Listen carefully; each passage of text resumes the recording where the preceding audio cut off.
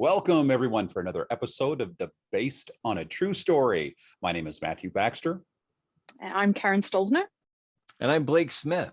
And today we're covering the 1982 film and associated book, The Entity. I had Yay. 1983, so I don't know. Oh, I think it came out in 82. I think IMDb says 82 anyway. Okay, well, I think that's an interesting kind of metaphor for this entire film and the story behind it.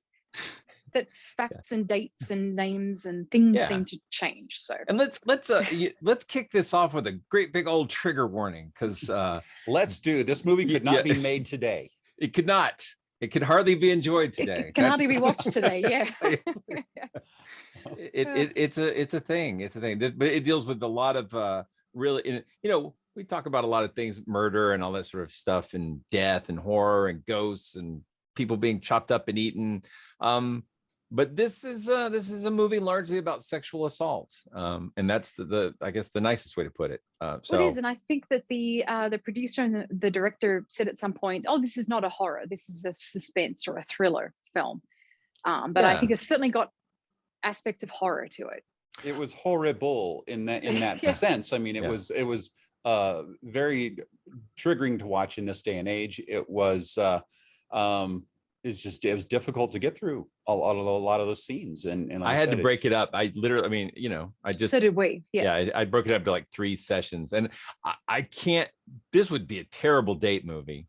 Well, don't. Funny you should say that, because I think Matt and I watched it very early on in our relationship. But I know how to woo the women's. So yeah, it's a something. It's a something. But I think that this was your first viewing, wasn't it? It was. Now I've been aware of it. We forgot to tell you, Blake. We were going to say, don't watch this with your children. Yeah, no kid. Well, yeah, I knew that. I knew the subject matter. I mean, I've been deliberately avoiding the movie just out of the sense of, and it's not because I didn't think I could handle it. I've seen many films that were deeply exploitative, and I mean. The Italian Cannibal Holocaust. About some of them. I Spit on Your Grave. A Serbian film. I haven't watched that one, but I'm very familiar with that. Heard Hostel. Of it, yeah. I know the plot. I don't want to see it. Yeah. Well, and it's this film is not as it's not as titillating and sensational as those. I mean, it does approach this stuff very seriously, and I was very impressed. With the acting of Barbara Hershey, because this is a thing. This is your job. Part of this job as an actress is to present a story about a woman who's being raped by something that's invisible, and she has to convey that. So the director and the way the film was approached, I think they probably did as good as they could. It wasn't. I didn't find it laughable. I found it disturbing, and I think that maybe was the goal. Very disturbing, very distressing. And I have to add too. You mentioned Barbara Hershey. So some original contenders for that role include Sally Fields and Jane Fonda and Bette Midler. I really can't imagine any of them in that role. Although today. Barbara Hershey and Bette Midler apparently did work together later on some film called Beaches, according to my wife. So that's yes. Yeah, I think that's the only other Barbara Hershey film that I've seen. Yeah. And so to see that and then to see this is quite a different role. Yeah, and Sally Field the lines would have changed. It would have been more like, "You don't really like me." It just, I don't think that was lost on Blake. No. I do know the story of. I remember the Oscars. It just wasn't funny. It just was not funny at all. No, I was just thinking about Beaches and that song, "The Wind Beneath My Wings," and your wind is usually much lower. I don't want you to have to edit this. So we're just going to leave out the joke that was in my head. So yeah. But did you ever know that you're my hero? Yeah, exactly. Because Kathleen actually did say, "Did you ever know that she was in Beaches?" It's like I did not. Well, I think we should start by saying that in the movie there are certainly a lot of differences between the movie and the true story. Yes. And one of those is that the main character, played by Barbara Hershey, is Carla Moran instead of Doris Bither. I keep saying Bither, but Bither. And yeah, I think that I don't know how quickly we want to jump into this, but Matt made a really interesting point when we were rewatching the movie again last night, and that is that the woman that they present in the movie is a lot more well-adjusted, likable. Yeah, likable. I mean, yeah. She is she has a job, and she's, I think, attending college, and the home life seems to be relatively happy, and she is just well dressed and yeah, basically more likable than the character in the true story. Right, and this was written by Frank D. Felitta, who had written the novel The Entity, 1978, which is based on the work of the parapsychologists and we'll get into all that. But he's also famous. 74. The true story's in 74. The book was written in 78, and then the movie 82, 83. Yeah. But have you read the book then? I've read chunks of it. Me too. I found it online and read little pieces of it here and there, and it was interesting. And it's got and it's interesting also because the film has been, I guess, recognized by feminists as being a film with a lot of feminist themes. I certainly felt it was a film in which women's exploitation and victimization is a big part of the plot, and her rising up and trying to fight this stuff is it's a very woman against a lot, not just the system, but the ghosts and that sort of theme is running through the whole thing. Yeah, I mean, certainly there are just so many men in this movie, from the psychologist through to her boyfriend, through to her own children or her son, because she obviously had him, I think, at the age of 16, according to the movie. So, and she's 30, and then through to the paranormal researchers too. There's just a lot of men pulling her in different directions, and she's then really the entity itself. And the entity itself, yeah, which I guess is portrayed in the movie as being some kind of invisible assailant, although you do catch glimpses of it, and that has parallels to the true life story too, where I mean, we've heard different versions, haven't we, Matt? That this entity was a man, or it was three men, maybe one very large and powerful and strong man, and two smaller men who would hold her down during the assaults, through to I think one story said that they were Asian men, so I don't know where that came from. That was part of her testimony, apparently. Was she okay. But I don't know. Okay. How did she discern that? Yeah, I don't know, and I don't want to know. Like, there's nowhere that goes this good. There's nowhere that goes this good. No.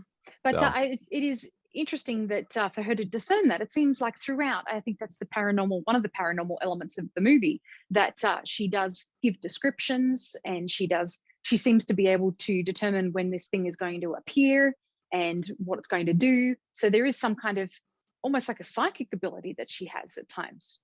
So I just wanted to mention, though, that Frank D. Felitta, who wrote the novel and wrote this screenplay, is also well known for having written the novel Audrey Rose, which was about reincarnation. And it was a very popular reincarnation novel in the 70s, which there were a few of those, which is 70s were weird. So to be blunt, the 70s in California in particular were weird. And this all happens in that sort of paranormal, new agey milieu, as they say. It's coming out of a culture where ghosts and psychic powers and self-help and meditation and EST and all these weird sort of ideas are all, there's a stew of that going on at the time when this is put together. Sorry. So we'll hop back to the movie now, but I think it's interesting that he had sort of made a couple, like, this was kind of his Poltergeist novel, and coincidentally comes out in 82. Very not as widely or as well regarded as Poltergeist, I think, but it's if you get two movies about the same idea. And man, did you get the feeling there was a little bit of Annabelle the creation stuff going on here too, where like with the bookstore scenes? It felt a little. I didn't think of that, but I think, I mean, now that you put it that way, I think that is a bit of a trope in these kind of films. But I think that does have parallels with what apparently happened. Yeah, that yeah. she was. Oh, in I that mean, yeah, it's bookstore. right. If anything, Annabelle lifted it. Not these. This was like Right. straight out of the original. Yeah. So Yeah, Well, totally. I mean, one of the big differences between the movies is you can really see the budget constraints of the entity in comparison to Poltergeist. Yes. But the thing is the use of that, I don't know if I want to call it music, but that sort of repetitive rhythmic beat. When anytime that entity would show up, haunted me from the time when I saw this in the 80s. Yeah. And it's anytime I hear anything like that, I think of this movie, and it was just so well used and terrifying. I can't think it of really it. evoked those feelings. There is a Jimi Hendrix song that has that kind of a beat, and I can't think of which one it is. I should have tried to Purple listen Haze. to it beforehand. Purple Haze. No. Oh. It's the only one you know. What do you mean? But it has that same kind of beat, and so every time I hear that, I kind of taken right back to that movie. And in the movie, they explain that as being a pipe. That was actually the sound of something moving. This little scraping sound. Oh, scraping okay. sound. Well, then, that was the pipe. Then I guess we're not too sure if the others were experiencing that sound. I don't think that sound was meant to be something that was heard in the house. It was only something to evoke that emotion in us, the watcher. Just like, in most movies, they don't hear the score as it's playing. For our cinemaphiles, this was a non-diegetic sound. That's what. Yes. Well, there's this idea of like when sounds come from within them, like the pipe scraping. That's diegetic. It's happening. The people hear it and we hear it. You can digest it. Right. I think it's onomatopoeic. Yes, exactly. It's like a biscuit. Yeah. So no, it's like, but that thumping, I think that was all supposed to just make us unsettled, to sort of put us in the same sort of psychological space as the victim here. Yeah. Well, I think it worked. It worked well. In talking about the movie, I think we should talk about the home environments and the family structure as well. So you have this single mother.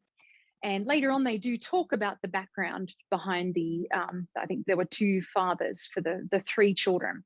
In the true story, sometimes I've heard that there were 3 children or there were 4 children. Sometimes that there were 3 boys or 4 boys and 1 girl. And in the movie, there are 2 girls, young girls, and 1 older boy who is, I think he's 16. And 16, and again, she's about 30 herself.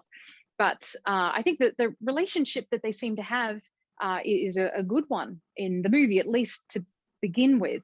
But at the same time, the son is kind of lumbered with the responsibility of taking care of the 2 young girls while the mother's at work or studying, and he's having to cook and clean. So I think that there's some resentment there.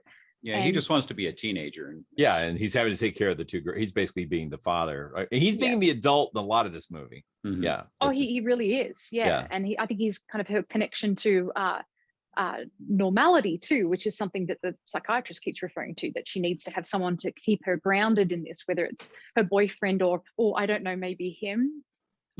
There's a kind of a weird triangle thing going on there. And he never outrightly says anything, but certainly towards the end he says that he cares about her repeatedly. Really care about what happens to you. This but is I'm not so good with the L word. This is Ron Silver as Phil Snyderman, Dr. Phil Snyderman. Silver, he plays a lot of slimy characters, and I think he's supposed to be a good guy here, but he really comes across as sleazy. He's good with the sleaze. Yeah, he really does. But with the home, I think that they cast the home very well, because if you go and look at pictures of the actual house, yes, totally agree. It's a real dead ringer for that. They're same color, same kind of structure. It was the best casting, I think, in the whole movie. It's solid. Did you notice? I just pay attention to these things sometimes, but there's this idea of something called the Dutch tilt, where you put the camera on a little bit of an angle and it's supposed to be kind of offset things and make you feel a little bit unsettled. They use it all the time in this film. I mean, like front to back. Yeah. Every time she's walking towards the house, it's tilted one way or the other. And like there's scenes where, when something serious has happened, suddenly there's a little bit of a tilt. Mm-hmm. So it was filmed very well. The cinematography was really great. We were talking about budget. Yeah, we were talking about last night about how fun the scene was when she was looking for her car keys and the camera was on the car keys the whole time. Yes, yes. That was a lot of fun. Oh, there even were when things she with reached for mirrors. them, Yeah. yeah, even when she reached for them, you couldn't tell the perspective, whether she was in front of it or behind it. And it's almost like so a jump scare from her own hand reaching for the keys. Yeah, yeah. But to go back to the house, I mean, it was run down on the inside, and I think it was maintained as well as it could be in comparison to the true story, where it seems like the house was really in a state of disarray. And apparently Matt and I kept hearing that the place had been condemned twice.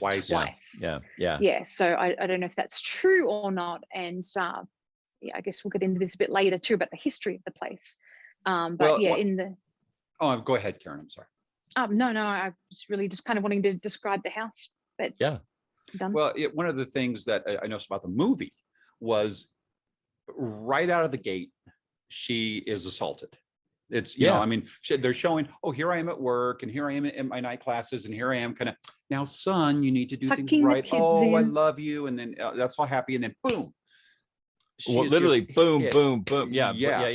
She's in assaulted the first immediately. 10 minutes. Well, and that's the interesting thing. In the last 10 seconds of that 10 minutes, we had multiple things happening. The first thing is the stuff on the counter starts, or her little armoire that starts vibrating.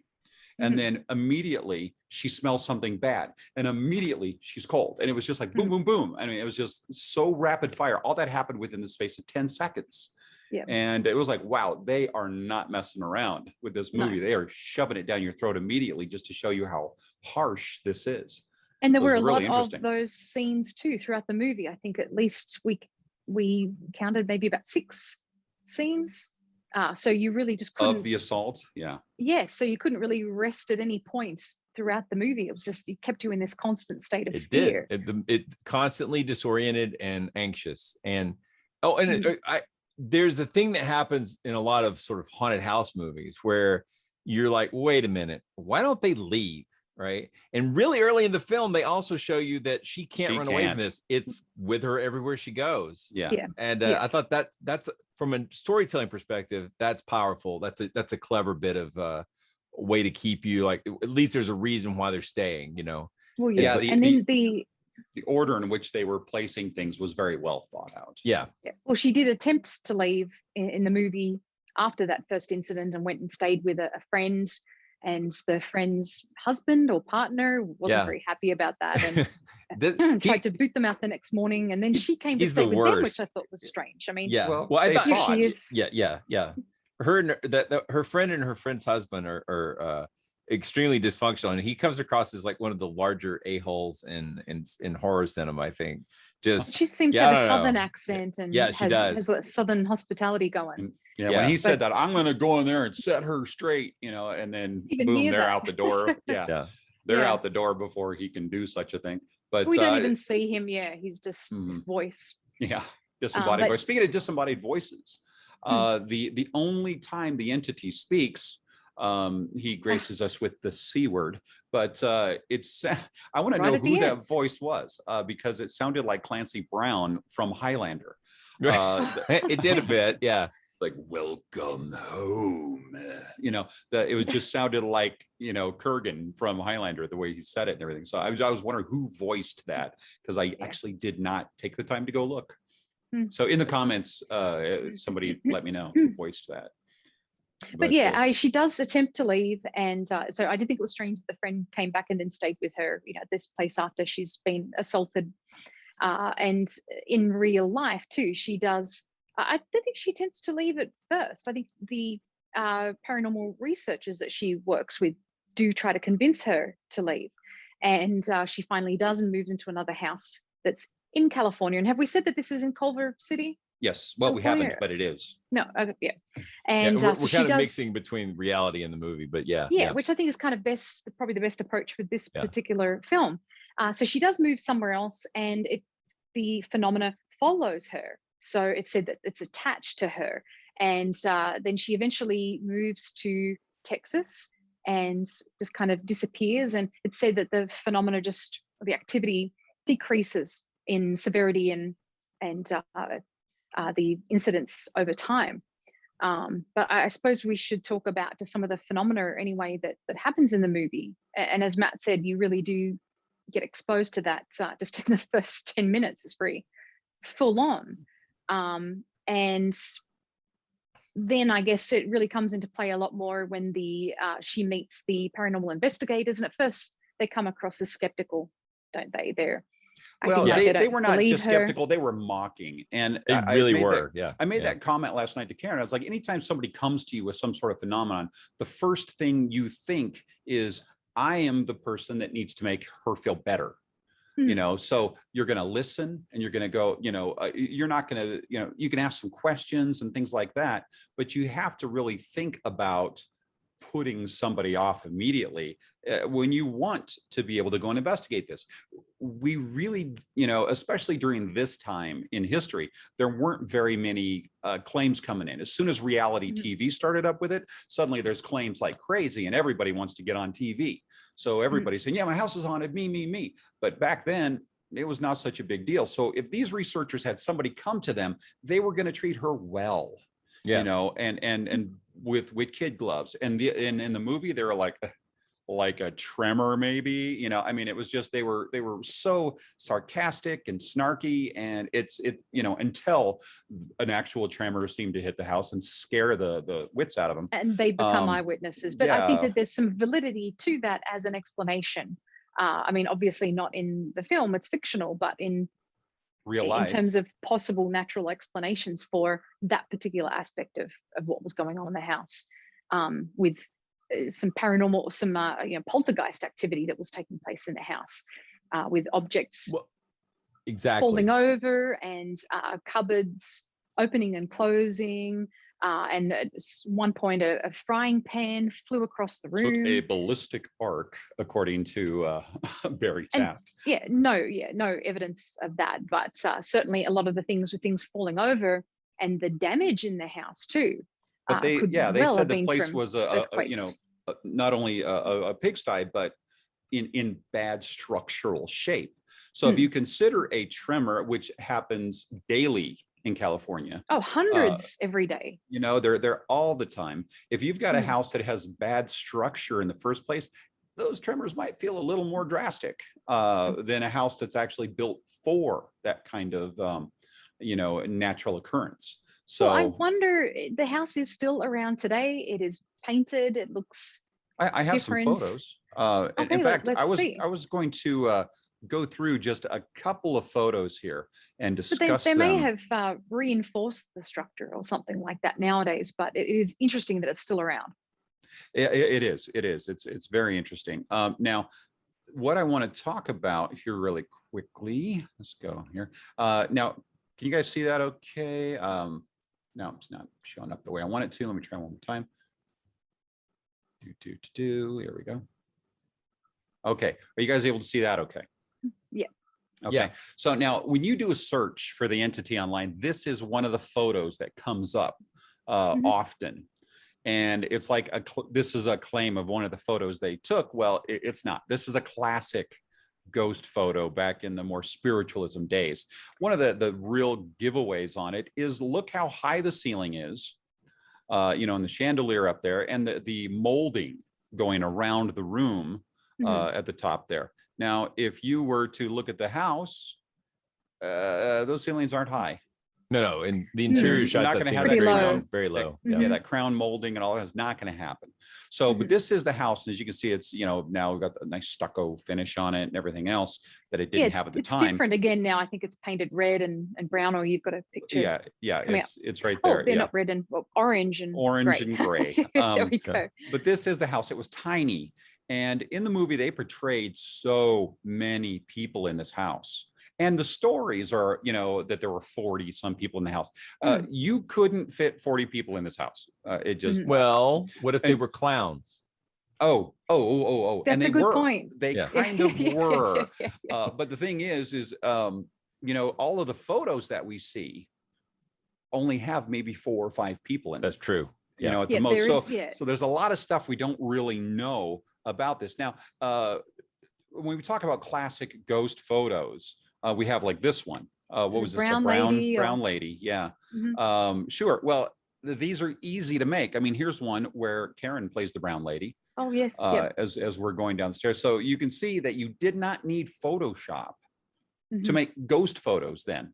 And why the reason I'm bringing this up is we had Barry Taft saying, oh, she said that the ghost was over in the corner. So we took a picture of the corner and this is what we got with our Polaroids.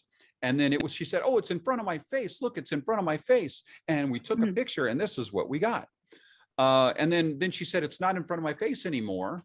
Yeah. And this is and what that's they what got. I was talking about with the discernment too, that she knew the positioning of this entity. Yes, she could tell where it was, but no one else could. Now, the thing is that the scratches on the photo were actually made by Barry Taft. It was an accident. So the scratches don't mean anything. But, and I'm also looking at her hair. We're looking at, this is kind of the hairstyle Dolly Parton had around this time. It's very big. But when we get into, well, actually, it is very big. It's a very big hair. Big now, let hair, me step back here to these photos. Okay, this is somehow proof, all these photos. So let me show you really quickly. I think she does tend to look different in different photographs, which makes me wonder about which one is her actual identity. That's what I was going to show next. But first, I wanted to say that today, Blade, our son, came up and said, oh, there's a ghost in front of me. And I took a picture and I got this. Oh, my goodness. And then he said, okay, the ghost is gone now. And I got that. So it's amazing how that works. You know, there's a ghost and there's not a ghost. I can take those two with a can cell be phone. replicated. It's now, like gone in a flash. That's amazing. It's gone in a flash. Well, the thing is they're both taken with a flash, but there is a secret to it. Now, it is harder with the smartphone because they are smart when it comes to photos.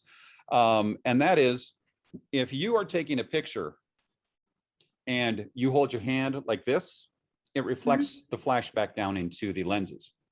And it's a very common ghost hunting thing because you want to be able to see the orbs to show, you know, the ghosts. So you kind of cup your hand over it. And this was actually a technique that was supposed to be a ghost hunting technique, not a fraud technique, but a ghost hunting technique. No, that causes the light to come back down over the lens. So you get, you know, this lovely flare over the picture, you know, and I can guarantee, and especially when we're talking about Polaroids, that's going to totally be an issue. So yeah, that doesn't work. But let's go back really quickly to this. And it is hard because here they are all with her in this room. And this is what her hairstyle looks like. It's big. And then we move on and suddenly her hair is darker. And it's wavy. Down. Yeah, it's wavy. Straight. It's just more the hairstyle that she had in the movie. But we can talk about this picture too. This is one, oh, well, it wasn't projected on the wall because there's a corner there and blah, blah, blah. And obviously that's the only way that a picture like this could happen. It's a Polaroid. You can make these kind of things on Polaroids all the time. You put a little, wrinkle in them, little crimp, it'll do that kind of thing. No problem. But there's also another way to do it. And we were investigating Children's Hospital. And this was, we always get hanger-ons often when we would go out and people would find out we were doing it. So there would always be people around occasionally. But we made this arc over one of those people in one of the rooms that was demolished. And ooh, that's pretty scary looking, isn't it? It's really easy. And you can see it's not projected onto the wall behind this person. He was just standing there and, we got this arc over the top. Now you can move on and there we put a little toy there to show the children, the ghostly children of Children's Hospital might play with it. And oh, lo and behold, we get this absolutely incredible interaction with this toy.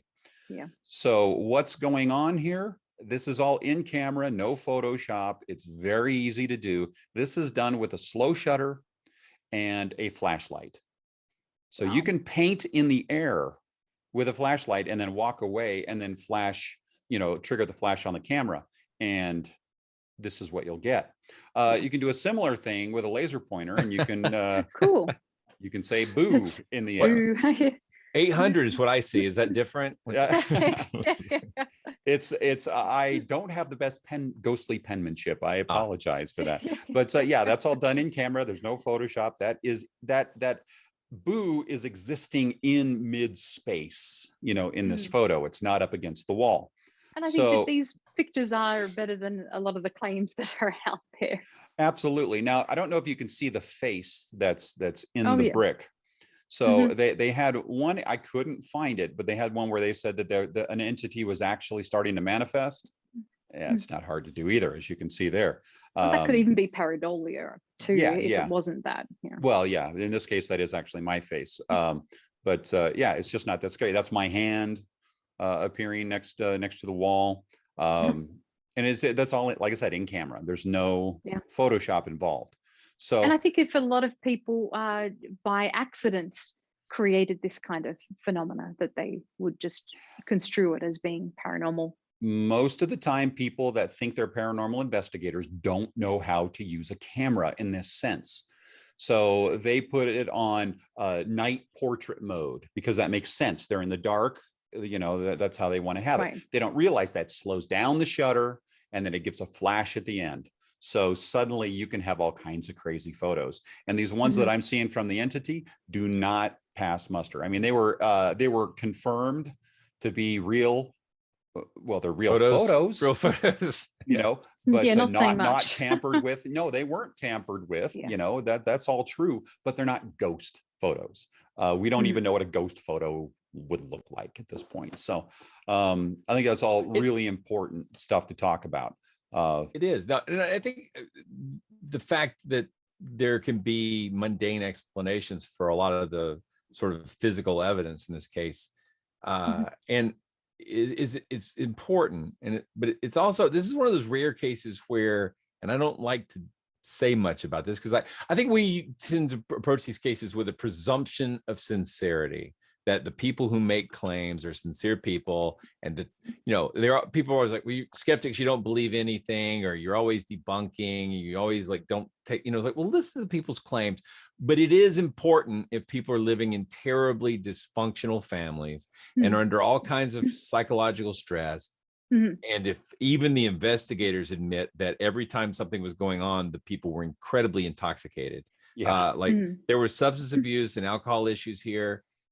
There's a lot going on. They called her a recovering alcoholic, but she was drunk all the time. They literally talk about it. If the few times they talked to her sober, nothing happened. Right. She was a victim of childhood abuse too. And so she'd had multiple relationships where she was a victim of abuse.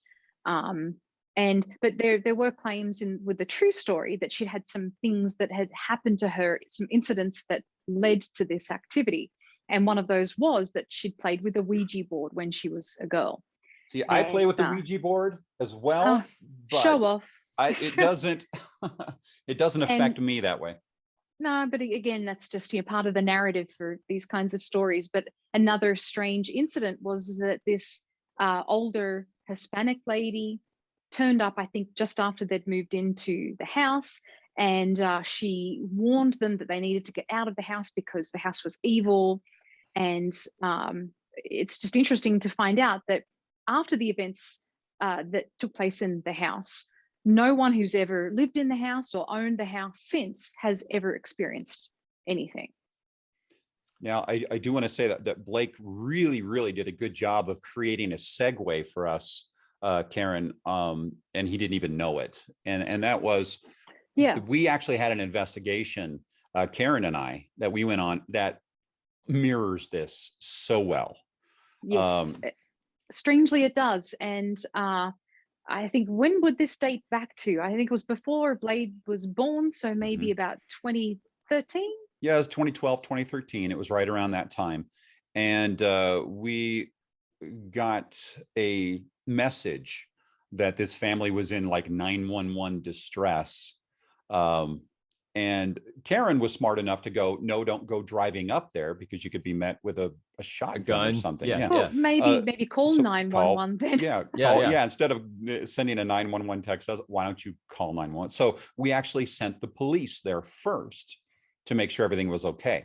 So then it got around that we called the cops on them, which They was hated they that. hated that. Yeah. So we came back and said, no, that's not the case. You said 911. You said you were in distress. We were an hour away. We sent you Well, help.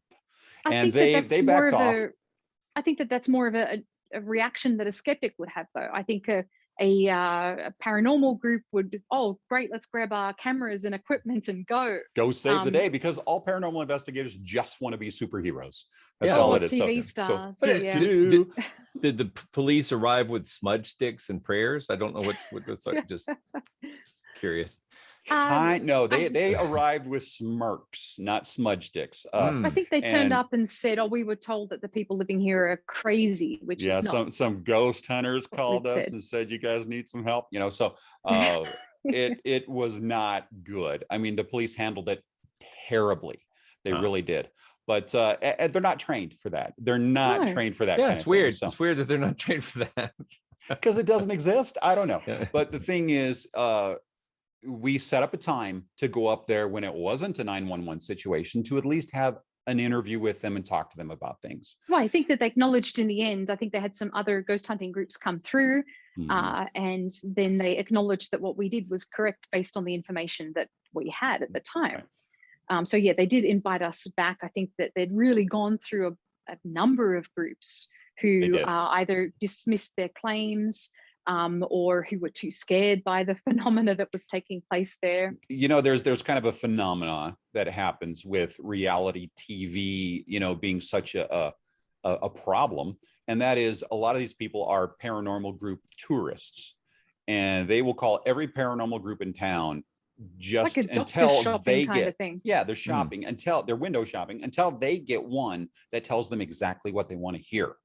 Yeah. And Barry Taft, Terry Gaynor, they told Doris Bither exactly what she wanted to hear over time. But what happened with us, we got to this house, and it was up near Greeley, Colorado. We walked in, the place was a disaster, very poorly kept. Bottles of alcohol everywhere, including in the teenagers' children's rooms. room. Well, yeah, one of them wasn't a teenager, but yeah, they were young. One of them, I think, was 13. One of them was 8, maybe. I can't remember, because so they were even younger. There was a young girl, and there was a probably 13-year-old boy, 12-year-old boy, and there was a lot of empty alcohol bottles in their room as well. We were really getting, and of course they believed their mother was being raped by a demon often. And she was covered in bruises Mhm. and scratches and cuts. The house reeked of marijuana as well. Mhm. And the place that even painted words on the walls. So, I mean, it clearly seemed like it was a dysfunctional family who were in distress. The mother was driving the idea of blaming this on the paranormal. And that, of course, got the kids freaked out. So they started experiencing things themselves, along with seeing whatever their mother was saying. And the husband was trying to maintain some sort of control, but he had lost it completely. And we're pretty sure that there was an enormous amount of meth use by the mother, who denied all of it. Well, but we saw she evidence. had very dark circles under her eyes. And when you see pictures of people who've abused meth, and there's a before and an after picture, I mean, she truly looked like an after shot. She did not look well. Yeah, she was. And apparently she'd gone to see, I was urging her to, I mean, she kind of developed a bit of an affinity with me and wanted to talk with me about it. I think she thought as a woman that I would understand what she was going through. But as a skeptic, it was very difficult for me to understand a lot of the things that she was claiming, things like worms coming out of her skin. Yeah, she was insisting that worms were coming out of her skin. And of course, we couldn't see them. We could see where she had scratched herself, but there were no worms coming out of her skin. Are unfortunately symptoms of being a meth addict. And she, as Matt said, had claimed that she had been raped repeatedly by a demon. And I think the father claimed he'd seen this demon at some point too. And she had, of all things, evidence. She had video evidence. And I said, well, may I view this? And so she wanted me to see it, but she did not want Matt to see it, or anyone else to see it. And we spent maybe about an hour going through her files, and she shaking, and in a really terrible state of distress, but also seeming like she was affected by something. And she couldn't find anything. I mean, there wasn't anything to my understanding, because she really went through all of her files and was showing me video after video. I mean, comparable to pictures of Bigfoot, really, or video of Bigfoot. Not even as good as that, just very blurry footage where it didn't seem like anything was going on. It was just black and white. So there was no evidence. But she was really in the habit of, we'd try to explain something, giving a natural explanation, and she would just jump down our throats and say, well, how do you explain this? And the things kept getting worse and escalated. worse. Yeah, she didn't come with her A game. She would like tell us, you know, something about one time I walked in and there was a smell. So we'd you know, say, okay, well, that could have been blah, blah, blah. Oh yeah, well, what about this? And then she would say something that was a little bit more. We'd explain that. And then she, well, what about this? And then something a little bit more. I mean, it was 3 hours of that, of her ratcheting it up. And I'm like, well, if that actually happened, why didn't you lead with that? So none of it was believable, but she believed everything she said. Her children believed everything she said, and her husband was along for the ride, seemingly believing most of what she said. And it mirrors the entity so well. And that was the thing. All the paranormal groups that came in the house felt that this haunting was worse than Amityville. And since Amityville was fake, maybe. But you know, that's the thing is they talk about all the witnesses in the entity case, and everybody saw this, and the children were seeing this. Yeah, well, we've seen this before, and it's not convincing. Yeah, but yeah, but it reminds. Go ahead, Karen. Sorry. I was just going to say, yeah, the story in Greeley really did mirror the Doris Bither case in terms of the phenomena that was happening and the things that they were reporting. So I don't know if they had seen this movie and they were somehow influenced by that, or if it was really a product of people who were, you know, abusing substances, and that this is the kind of thing that happens. Because certainly in the case of Doris, she was known to abuse substances, and a lot of the things that were happening to her were really evidence of that. I mean, you know, she could have been cutting herself. She could have been causing a lot of these bruises and just things that had happened to her. You know, perhaps she was doing them to herself. But it really was very similar. There's that idea of psychologically, there's the idea of folie à deux, where you've got a shared delusion in a small group of people, and they reinforce their own belief. I feel like, especially with a parent and children, like even though they had a contentious relationship, apparently quite contentious in real life, there is a lot of pressure to believe what your parents tell you. You know, like just like if your parents are undergoing a lot of weird, terrible stuff, and they tell you it's because of X, you know, whether that's ghosts or demons, or you're being persecuted by some outside conspiracy or whatever, you know. Yeah, I mean, if you're a kid, you don't want to be the reason things are going wrong, right? So and you don't very willing to go along with exactly. And you're not. These are your caregivers. You're not supposed to be like a mystery solver trying to figure out what's really going on, you know. And I think there's another term for that too: collective hallucinations, where we see cases of Marian apparitions. So multiple people. I mean, UFO sightings are very big for that. Very similar to that definitely. too, or multiple people thinking that they have seen a ghost. So yeah, I think collective hallucinations are another possible explanation for that. And in the true story too, and in the movie, the eldest son, Bill or Billy, he at one point has his arm broken when he goes to rescue his mother during one of the incidents where she's being raped. And I mean, the movie does get a little bit weird, apparently, in some of the cuts. And I think that the doctor suggests at some point that she might have an incestuous relationship with her son, or might be. Everything's super Freudian in this film. Like, I mean, it's like, a lot of psychiatry. Yeah.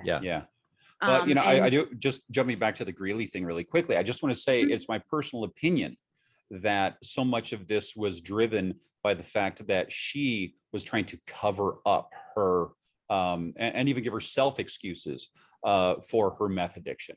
That's what it really seemed. It's like it was all about covering up what she was doing. So she was not of sound mind. And everything was mysterious phenomena. That is not one of your best. Okay, well, well, It I'll just made me keep laugh, railing though. on until I get to that. It did make me laugh, though. Another with or at, but there's another explanation which is commonly given too, and that is that Doris and Carla in the movie suffers from sleep paralysis, and I think that there are some parts of the film where that's kind of implied, and certainly in the true story as well, that a lot of these things happen when she's in bed. These things happen at night. In the movie too, doesn't she? She has an orgasm at one point. Which, by the way, that just when I was watching the film, I thought, wow, this is really powerful visual storytelling, because she's clearly sleeping, and they do some incredible Stan Winston actual special effects to like create like it looks like she's being molested without anybody touching her. And I thought, wow. And then she clearly wakes up feeling ashamed and disgusted because it was not consensual. And she had the pleasure of the orgasm, but the horrible violation of having been molested. I thought, that's really powerful storytelling. Yeah. You know, I'm picking up all this. Then the next scene, she literally says all that out loud. I was like, you ruined you didn't need to do that. You didn't need to do that. It was so well done. Yeah. You know, anyway, and that does actually happen sometimes in cases of true sexual assault.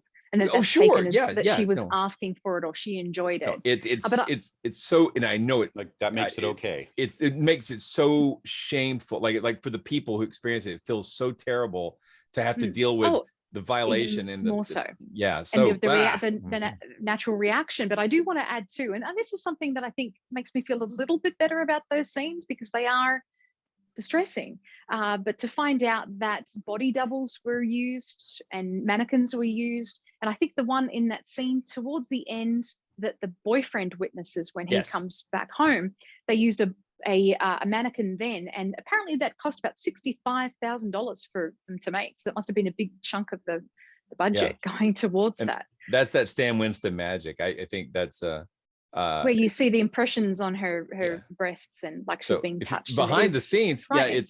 It's a body cast, and then inside it they've got suction cups that can pull in and push out the skin. So yeah, it's very impressive. And so it's a full body within her head strategically placed against it. It's the same way they do the pulling people apart effects in zombie movies, like famously in Day of the Dead, for example. And she's whispering, "Help me," and it's very distressing. It was very distressing. Even going back to that Greeley case, the video footage that she showed you seemed to be nothing more than sleep paralysis, from what I remember you telling me about it. Well, it looked like they had a camera set up in the course of the night, but it was very blurry, and it really didn't seem like anything was taking place. There was just nothing graphic, nothing clear at all. And I think it was just she was showing me bits and pieces of that footage, like we see in a lot of paranormal movies, or even people trying to recreate phenomena or doing, kind of home jobs, ghost hunting, stuff like that. But from what I could see, there was just absolutely nothing compelling, which is good.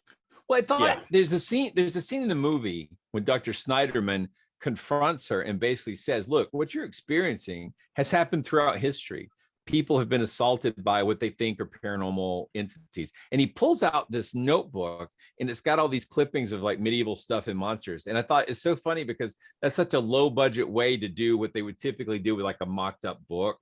But his point's completely valid, that what she's describing is the same thing as incubus and succubus and sleepy demonic attacks.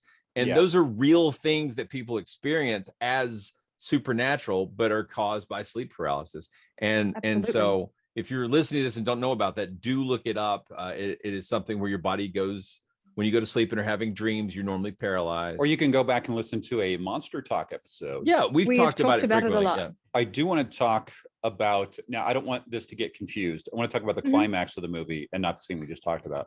I was the third act, the movie changes. Changes, now are you aware of how that actually even came to be? Because it is completely fictionalized. And it's the writer, Frank, when he came to Barry Taft, and he said, if you could have done anything, you had all the money and resources in the world, and you could have done anything to try to, take this to the next step, what would you have done?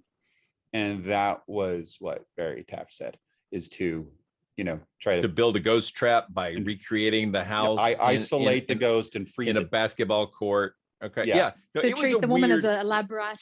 Yeah. And we're just going to dump liquid helium all over you. Yeah. And why was it liquid put it helium in and the not hands of liquid a ghost. nitrogen? Nitrogen. Yeah. And the thing is what they actually had in the tanks was liquid nitrogen. Okay. But they said it was liquid helium. So whatever. I don't know why. Okay. Yeah, me neither. They it's fictionalized, so they had to change everything. It's a very weird choice. I mean, what would make you think that you could freeze a ghost? What would make you think that shield that she stepped behind was going to do anything against the ghost that can go through walls? And it doesn't. Yeah. It ultimately doesn't protect her.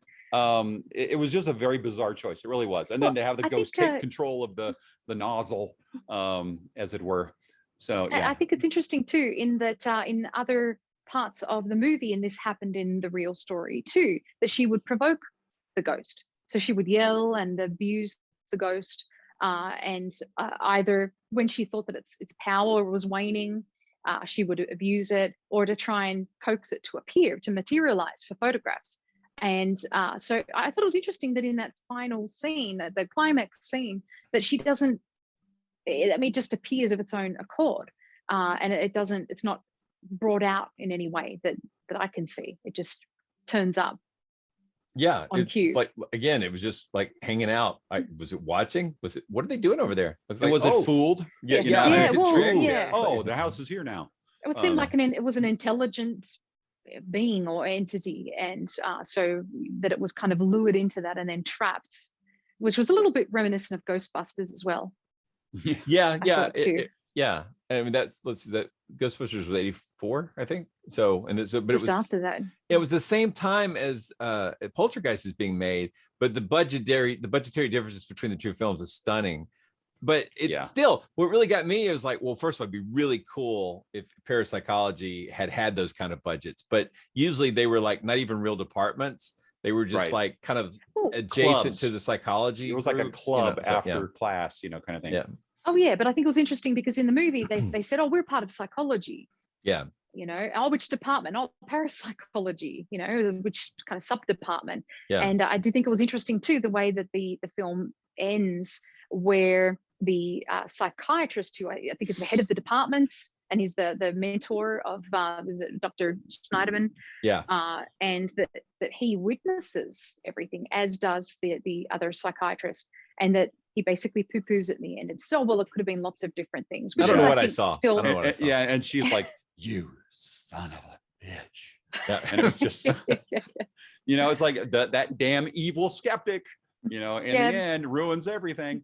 Those who don't believe that no proof is enough. That was really the kind of theme of the movie, and the way it ended. Well said. Skeptical approach. But I mean, it's a strange film in that, I mean, much like the true story, they did get this part. It never ends. Like, it never ends. There's no solution. Mm-hmm. And that always breaks my heart for the people who are really experiencing these things, because whatever the cause, to not have a resolution, like, so if you think still trauma, it is trauma, and it's recurrent trauma, and they're never going to get out of it. And I personally don't think it's supernatural, but it would have taken a lot of work to get somebody out of that mess. I wonder what happened to because Doris sadly died in 1999. And so she was about 58 years old, and I think it was cardiopulmonary failure, so a heart attack or something like that. And I don't think we've ever heard from her children, because if there are 3 or 4 children, I'm sure that some of them would still be around. And I don't think anyone's ever come forward to talk about this. It's just kind of faded into obscurity. Yeah. I mean, I did looking and I couldn't find anything in that sense. But I do have to say that, it's funny because it is well stated that last scene in the gymnasium is completely fictional. And yet I remember talking to Ed Warren and him saying, "Oh no, I know the head of that department, that that woman, I can't think of what her name is off the top of my head, in real life." She's like, and that it is 100% true. Everything in that movie was absolutely 100% true. Yeah, that's it's like, not true. Ed, That's not true. Yeah. Absolutely. yeah, and then also the fun thing is Ed told me everything I would ever need to know about him in that Yeah. short conversation. With Yeah. that, yeah, Yeah. and I think that's probably just something he would say to everyone. He tells all the boys that. Yeah, Absolutely true. just so he could go on to tell me that Ray Garton's book In a Dark Place was 100% true, which we know from Ray Garton that it is not. Another great Monster Talk episode you should totally check out. So I mean, again, like a lot of the movies we cover here, this movie, I can't recommend it. Like I can't. Like it's and it's not because I don't think the story's true. It's because I just found that the subject matter is so traumatic, and I don't. It's weird because what I expected to happen was that a serious topic like sexual assault would be trivialized by injecting the paranormal into it.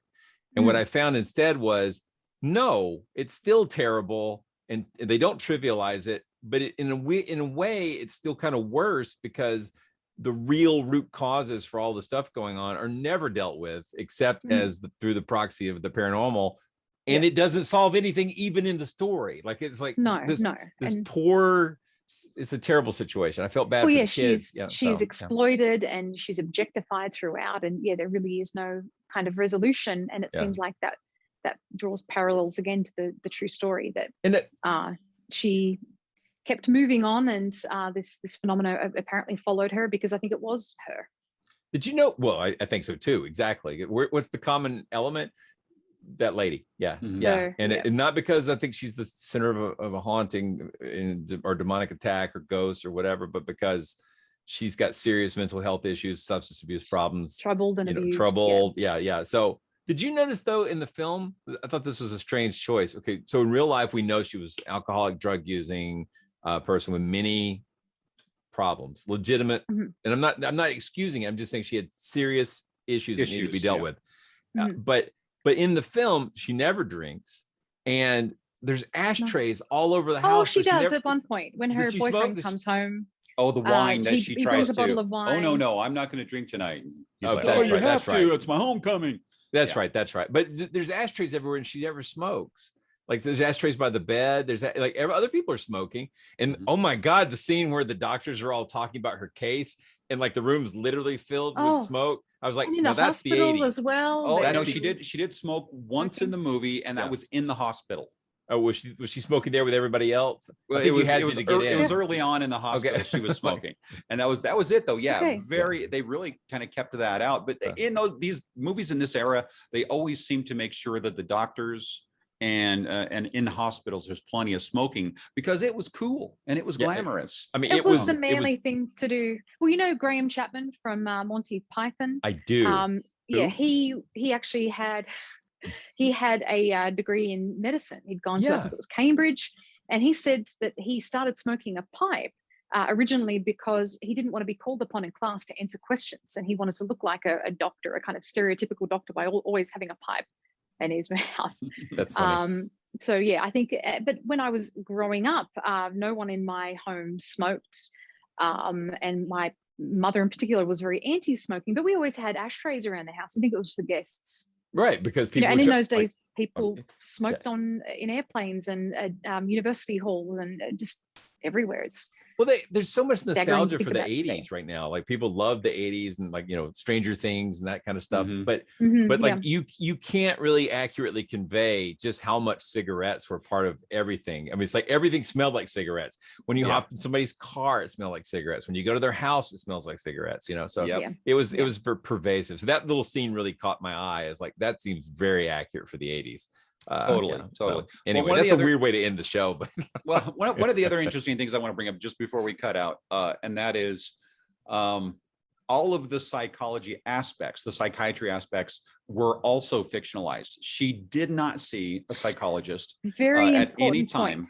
And yet the way they wrote him was interesting because he was not a good psychiatrist.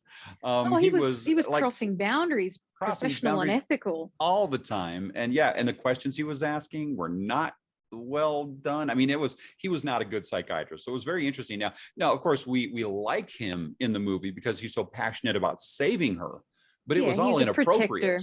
was very inappropriate. It was it's like just, all of the men, and it was like they were fighting over her. Even the paranormal researchers were trying to get rid of him. It was like they were all competition against each other. But I do Yeah. think that in the true story, she truly should have seen a psychologist, a psychiatrist. I think we'd have a different outcome, maybe. But I would say any movie with Ron in it has a silver lining. So or Andy Garcia. He's the next Ron Silver. he is. Well, But, on that note, I think we should close off. But we do need to. We don't want to choose- talk about the fact that Dr. Silverman just parked in the middle of the street. Out in front of her house. Snyderman. Sorry, Yeah, sorry. Snyderman. He just parks his car right in the middle of the street, and like there's another truck blocking the other direction, and then he runs in the house in his very stylish Volkswagen vehicle. Jetta. Yeah. I mean, It's- you know, Or is It's a rabbit? male- It's a rabbit. Volkswagen Rabbit. you're Sorry. right. It was a rabbit, and Yeah, sorry. psychologists really made a lot of money in the 80s, apparently, because if that's what he was driving. That was male privilege and male entitlement. In the 80s. Like, That was- hey, get that car. It's okay. I'm a 80s doctor. style. Oh, sorry, doctor. Yeah, Sorry. yeah. So make sure that you consider becoming a patron, and that's patreon.com/monster talk, and also click that like button, and if you haven't already, subscribe. Yeah, we really appreciate you watching this, and I hope that you enjoyed it, and love hearing from you guys in the comments and emails, and just if you'd like to suggest future shows, either for the regular podcast or for Based on a True Story or Monster Talk Live too. I'd love to hear from people. But everybody have a great one. We'll talk to you soon. Yeah, I think Blake's frozen there. Yeah, I think he is too. That's fine. Yes.